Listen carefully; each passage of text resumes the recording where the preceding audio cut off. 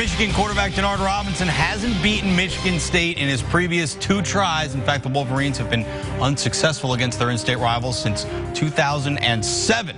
Michigan and Michigan State will meet in East Lansing this Saturday. Just one of a few intriguing games this weekend. And to help us pick some of those games, we're going to bring in Jay Christensen of thewizofodds.com and Ben Mahler from Yahoo Sports. And gentlemen, let us begin with Michigan and Michigan State. And Jay, I'll start with you. Who you got in that one? I like Michigan State. I think they're going for their 4th consecutive victory over Michigan. Michigan certainly proved itself this year. Michigan State is at home in this game, and frankly, I think they've got the better defense. I know Denard Robinson is going to be a handful for anybody, but I looked at the Michigan State-Ohio State game, and I was very impressed with the Michigan State defense. Well, I got to tell you, Jay, you're wrong on that. You're right about Denard Robinson, but I am not buying Michigan State's defense is as good as the numbers indicate. And, you know, even if it is true they're as good as maybe they've played so far, they haven't played a player like Denard Robinson. And I just like the energy around the Michigan program right now. I know that doesn't necessarily win this game, but should Michigan lose, you got to go back to since before Bo Schembechler for the Wolverines to have this bad a stretch against their in-state rival. I think this is the week that Michigan gets it done. I love the energy, like I said, around the program with Brady Hoke. And the X factor, it's not brain surgery here, is Denard Robinson. I don't think Michigan State will be able to stop him, and therefore I think that Michigan in the end is going to pull out a close game. Winner of this game gets sole possession of first place in the Big Ten's new Legends division. Let's move on to the Big 12, and you got Baylor and Texas A&M. Robert Griffin III, the most accurate passer in the nation, against A&M and one of the worst pass defenses in all the land. And Ben, we'll start with you on that one. Yeah, well, I got to tell you, Russ, logic tells you there's no way, if you look at the numbers, that Texas A&M is going to win this game because, as you mentioned, their pass defense is atrocious. They probably couldn't stop a high school team at this point. But it comes down to halftime adjustments, Russ. And we always kid about this. I do a radio show, and we always kid about the halftime adjustments and whatnot. But Texas A&M, the last 2 weeks, blew games. They had the lead in it at halftime. Robert Griffin's a great player. I still can't get over the stigma of Baylor, the name attached to Baylor. I know they're better this year. People are excited about the program. They've had some nice wins. But A&M has better players, and I think Texas A&M makes the necessary adjustments. They didn't make the last 2 weeks when they blew leads at halftime, played terribly in the second half. So I'm going to take Texas A&M in this game. Wow. I have to think Baylor's the better team here, Ben. Simply, they have too much firepower. Griffin's just been phenomenal this year, and this is a game that I think is theirs for the taking. I looked at the defense of the Aggies earlier, and it just has been suspect throughout the Arkansas game. It is suspect. Jay, they are bad. I agree they're bad, but that doesn't mean they're going to continue to be bad. They've got some talent there. They just haven't shown it yet.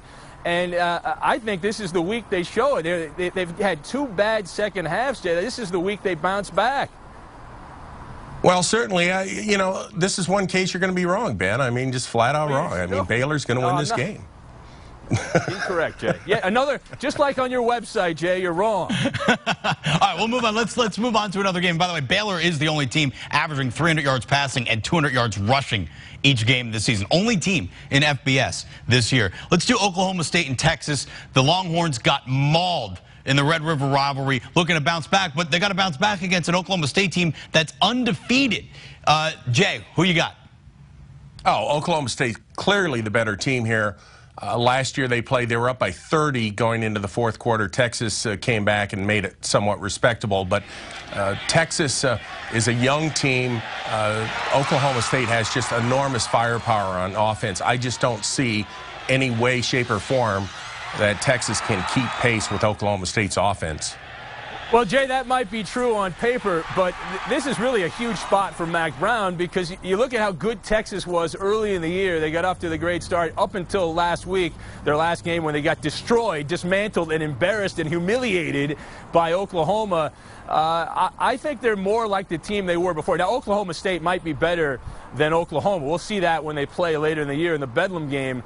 But I just have a feeling, that Texas is going to hang around here. The game is a home game for the Longhorns. This is a big spot for Mac Brown. They need to play well in this game. I think they will. I know they've got some issues at quarterback. They're playing 2 quarterbacks, which means they don't have 1 quarterback, the Longhorns.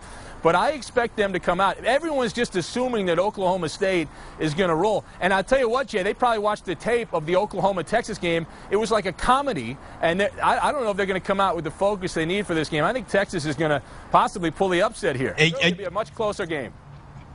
Hey, Ben, if you want to talk about teams with quarterback issues, teams with something to prove, you're talking about Texas. What about Florida and Auburn? Both teams have issues at quarterback. Both teams coming off losses with something to prove. Jay, who do you have in that SEC matchup? Florida's going to win this game. They're not going to lose 3 in a row. They've played 2 quality opponents the last couple of weeks. I believe the last time these teams played, Auburn pulled the upset. I think it was 2007. It's not going to happen again. Florida is just got way too much on offense and defense here. Auburn is just very questionable on defense, and last week the offense started to sputter. So I like the Gators.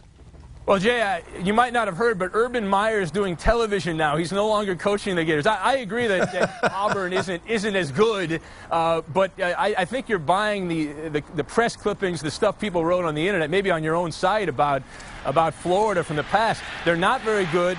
They're starting a true freshman quarterback in this game. Now, I don't think Auburn's the second coming. They're not going to win a championship. They're not that great. They're not going to be really a factor at the end of the year.